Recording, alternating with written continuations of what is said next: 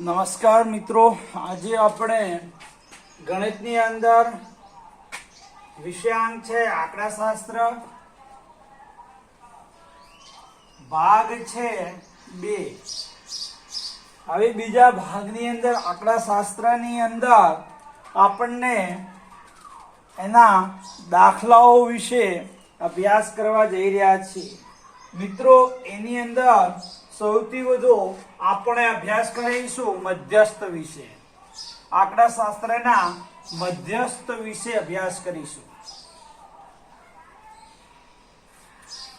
મિત્રો, મધ્યસ્થ શું છે? એની સંખ્યાઓ જે આપેલી હોય તેને ચડતા કે ઉતરતા ક્રમમાં ગોઠવવામાં આવે છે. આવ્યા પછી આપણને એના પરથી જવાબ મેળવીએ છીએ. ચડતા ક્રમમાં ગોઠવા દાખલો આપણે લઈએ છીએ કે મધ્યસ્થની અંદર એક દાખલો લઈએ આપણે કે એની રકમ આપેલી છે 7, 10, 6, 12, 3, 5 અને 6. હવે એનો આપણે મધ્યસ્થ શોધવાનું પરીક્ષામાં પૂછાય, એક્ઝામની અંદર પૂછાયું છે. એક્ઝામની અંદર આ સંખ્યા આપેલી છે અને આપણને મધ્યસ્થ શોધવાનું કહે છે કે મધ્યસ્થ શોધવા સંખ્યા ઉપરથી. તો આપણે મધ્યસ્થ કેવી રીતે શોધશું અને કયા સૂત્રનો ઉપયોગ કરીશું? આપણે આવી સંખ્યા આપેલી હોય તો એ મધ્યસ્થ એટલે કયો મધ્યસ્થ? અવર્ગીકૃત મધ્યસ્થ હોય. કયો મધ્યસ્થ હોય? અવર્ગીકૃત. આવી રીતે દાખલો પૂછે તો સમજવાનું કે અવર્ગીકૃત મધ્યસ્થની વાત છે. તો અવર્ગીકૃત મધ્યસ્થનું સૂત્ર તમને લખાયું હતું. કયું સૂત્ર હતું? કે m બરાબર n+1 ભાગ્યા 2. એ સૂત્ર છે. તો હવે આપણે આ સંખ્યાને ચડતા ક્રમમાં ગોઠવવી પડશે. શું કરવી પડશે? અવર્ગીકૃત મધ્યસ્થની અંદર પૂછાય એટલે એનું મધ્યસ્થનું સૂત્ર જ છે કે સંખ્યાઓને ચડતા ક્રમમાં ગોઠવવી. હવે ચડતા ક્રમમાં આપણે ગોઠવીએ તો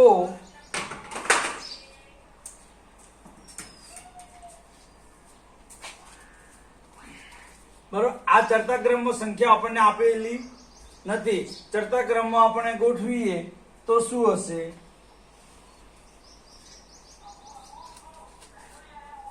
કે આપણે નાનામાં નાની સંખ્યા 3 છે એટલે 3 અહીં લાવશું.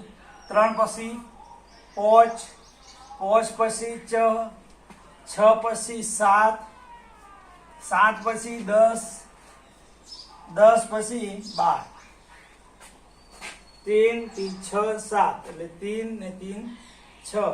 બરોબર, એટલે આપણને અહીં જોઈશે એટલે 3 લીધા, 12 આવી ગયા, 12 આયા, એ 3 આયા, એ 5 આયા. 3, 5, 6, 3, 5, 6 પછી 7 પછી 10 ને પછી 12.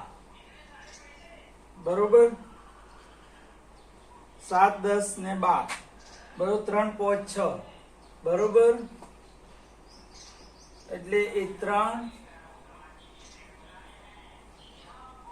ને 7, 10 ને 6, 1, 2, 3, 4, 5 ને 6, 1, 2, 3, 4, 1, 2, 3, 4, 5, 3 આયા, એ 5 આયા, એ 6 ડબલ છે એટલે આપણે 6 જો આ ડબલ, પછી 7 છે એટલે 6 જોડે ગોઠવી દીધા. 3, 5, 6, 7, 10 ને 12 એ આપણને ચડતા ક્રમમાં ગોઠવી.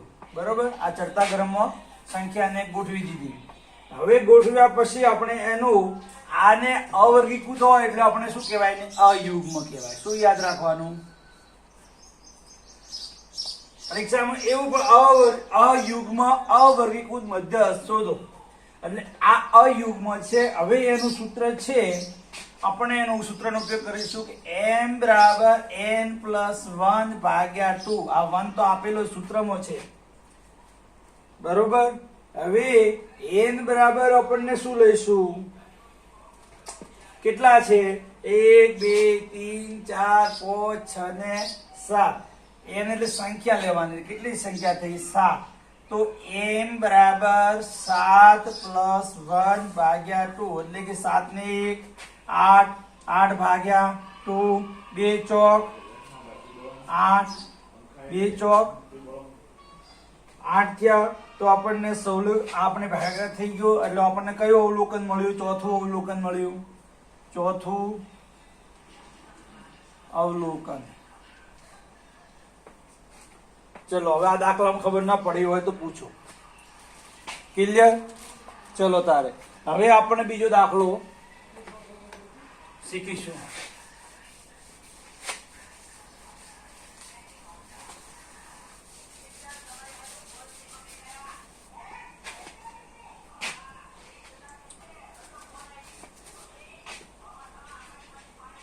આપણને બીજો દાખલો પૂછે છે વર્ગીકૃત અનિવારક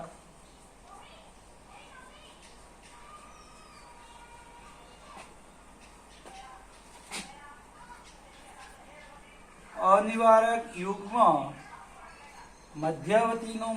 મધ્યવતીનો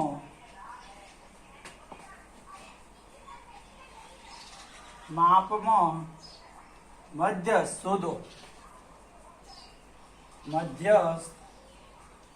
શોધો. આ દાખલો પરીક્ષામાં પૂછાય તો આપણને વર્ગ અને એફ તો આપેલો હશે. એવી ચોકટો આપવા દોરેલો હશે. અહીં વર્ગ આપેલો હશે અને અહીં આપણને એફ નું ખાનું દોરેલું હશે. હવે એવા ચોકટાની અંદર આપણને એમ આપેલું હશે 0 થી 3 4 થી 6 7 થી 10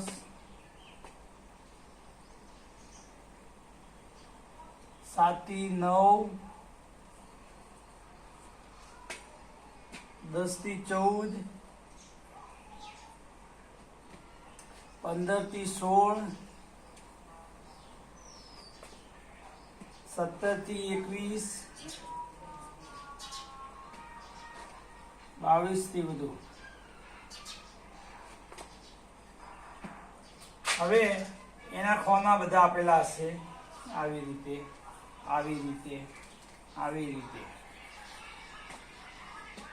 હવે સંખ્યા આપેલી હશે 26 119 198 86 39 20 અને 12.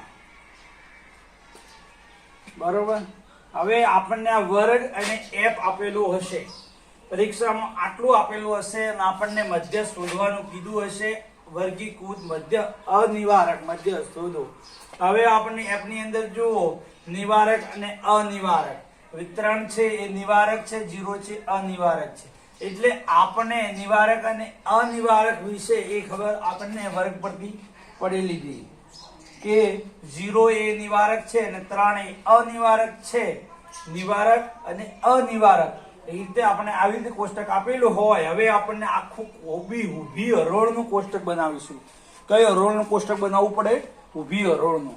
હવે આના પરથી આપણે ઊભી હરોળનું કોષ્ટક બનાવીએ તો આપણને કોષ્ટક એવી રીતે આખો ભાગ બનાવવો પડે. એનો કોષ્ટક એવી રીતે અહીં આપણને વર્ગ લખીશું, આપણને અહીં એફ લખીશું અને આપણને એટલે કે ને બીજું આપણને વર્ગ અને એફ સંચય આવૃત્તિ શોધવી પડશે CF. એટલે આપણે 3 કોષ્ટક અહીં કરીશું.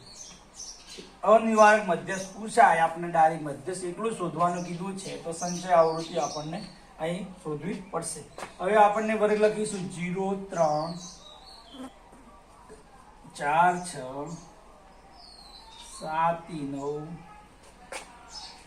10 થી 14 15 થી 16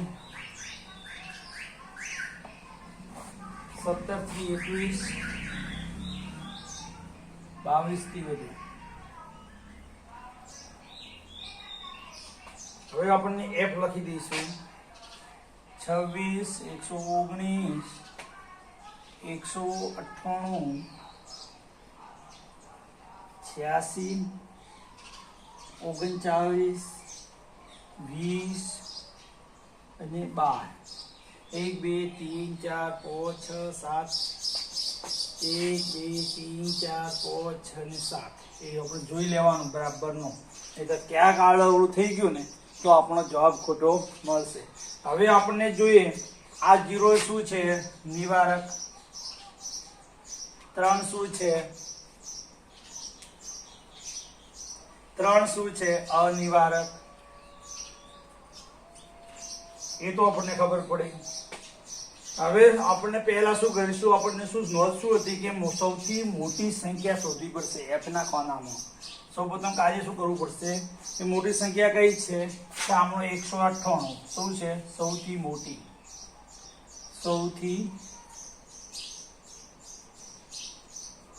મોટી. હવે આપણને CF શોધવાનો છે તો આપણને શું શોધવું પડશે કે CF શોધવાનો છે. CF એટલે કે સંચય આવૃત્તિ શોધવાની હોય તો આપણે જોઈએ કે આપણને f નો ટોટલ સરવાળો કેટલો થાય? આનો સરવાળો કરી નાખો 26 119 198 86 કેલ્ક્યુલેટર લઈને બેસવા મળે છે પરીક્ષામાં ટેન્શન. એનો ટોટલ સરવાળો 500 થાય છે. હવે 500 માંથી 12 કાઢો તો આપણને અહીં 500 છે તો આપણે અહીં 500 લખી દઈશું. હવે 500 માંથી 12 કાઢશું તો 488 મળશે. 488 માંથી 39 કાઢશું તો 468 મળશે. પછી આપણને 429 મળશે. પછી આપણને 343 મળશે. આપણને શોધવાનું છે આ બે કોના પરથી સંચય આવૃત્તિ. કે આ 500 છે તો અહીં 500 લખી દેવાના. 22 થી વધુનો જે ખાનો છે ત્યાં 500 લખી દેવાના. પછી 12 કાઢવાના, પછી 20 કાઢવાના. સંખ્યા જેમ વધતું જાય એમ આપણે એના ઉપરથી કાઢતું જવાનું. જે જવાબ મળે એમાંથી આ 20 કાઢવાના, પછી જવાબ મળે એમાંથી પછી 40 કાઢવાના. એવી રીતે કાઢતું જવાનું. પછી આપણે 343 આયા. પછી આપણને 145 આયા. 145. પછી આપણને 26. હવે જે આપણે આ સૌથી મોટી સંખ્યા મળે એની ઉપરની હરોળમાં સંચય આવૃત્તિ જે આપેલી હોય એ આપણને CF કહેવાય. આપણને CF શું છે? 145 આપણને સંચય આવૃત્તિ છે. શું છે? સંચય આવૃત્તિ. આ ખાસ યાદ રાખવાની. જેવો સૌથી મોટી સંખ્યા શોધી એની ઉપરની લાઈનમાં જ એટલે કે સંચય આવૃત્તિના ખાનામાં જ સંચય આવૃત્તિ આપણને CF મળે છે.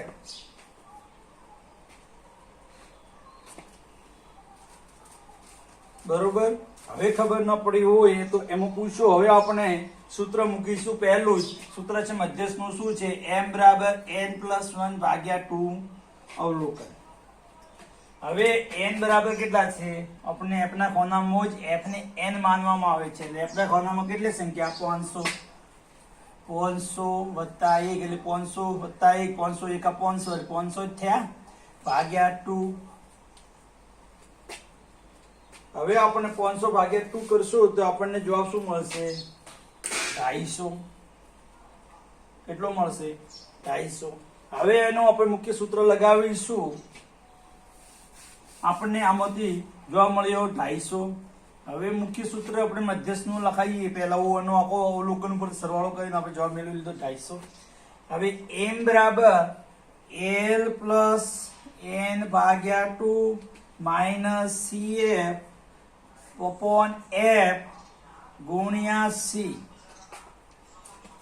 હવે આપણને m બરાબર l શોધવાની વાત આવી તો મિત્રો l ની વાત આવે તો મિત્રો 0 થી 3 4 થી 6 ગાળો કેટલો છે?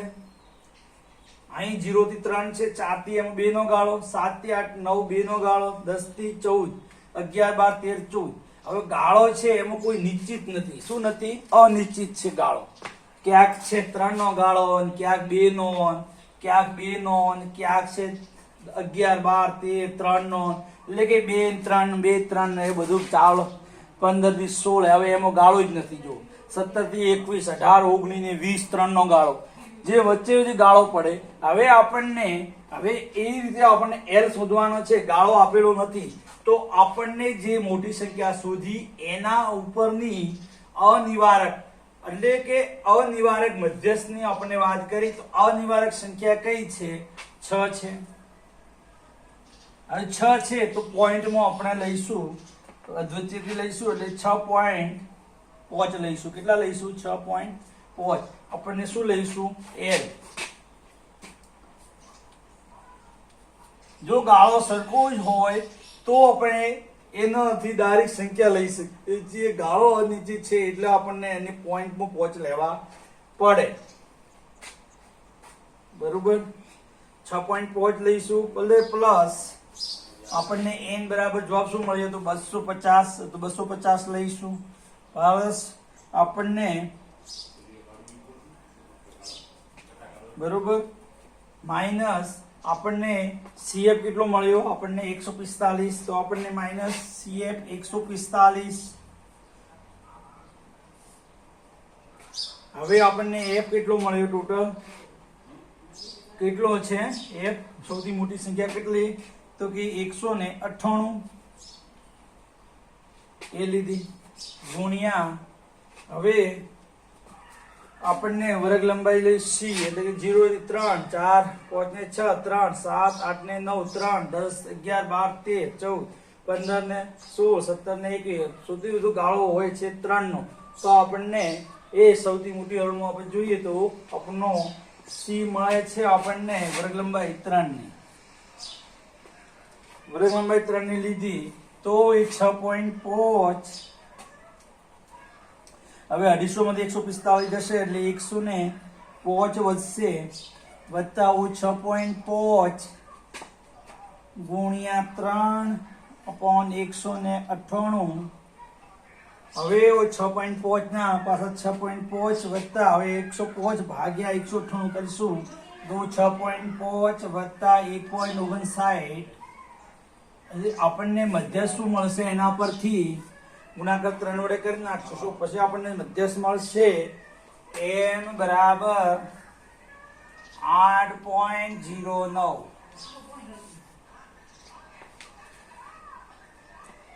ચલો મિત્રો હવે આ મધ્યવર્તી સ્થિતિમાં તમને ખબર ના પડી હોય મધ્યસ્થ વિશે તો તમે પૂછી શકો છો CF આપણને F પરથી આ બે આપેલા હોય છે અને આપણને અનિવાર્ય ખાલી ફક્ત મધ્યસ્થ પૂછવામાં આવે તો આપણને ખાલી સંચય આવૃત્તિનું જ કોષ્ટક બનાવી એના પરથી આપણને 500 ની ઉપર લખી પછી આપણને બાદ કરતું જવાનું આપના જે સંખ્યાઓ બાદ કરવાની પહેલું તો આપણે સૌથી મોટી સંખ્યા ધારવાની વર્ગ લંબાઈ જોવાની એ બધું આપણે આ સૂત્રના આધારે આપણે કામ કરવું પડશે સૂત્ર આવડશે તો જ આ દાખલો આવડશે બરોબર હવે ખબર ના પડી હોય તો પૂછો હવે આપણે વર્ગીકૃત અનિવાર્ય મધ્યસ્થ જોયો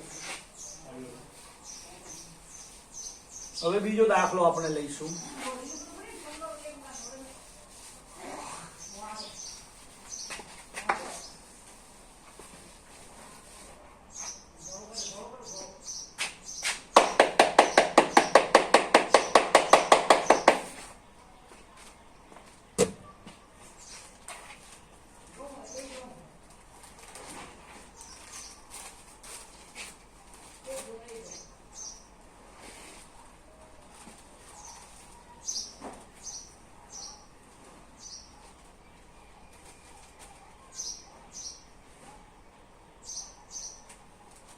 બરોબર આપણને મધ્યસ્થમાં ખબર ના પડી હોય તો તમે પૂછી શકો છો બરોબર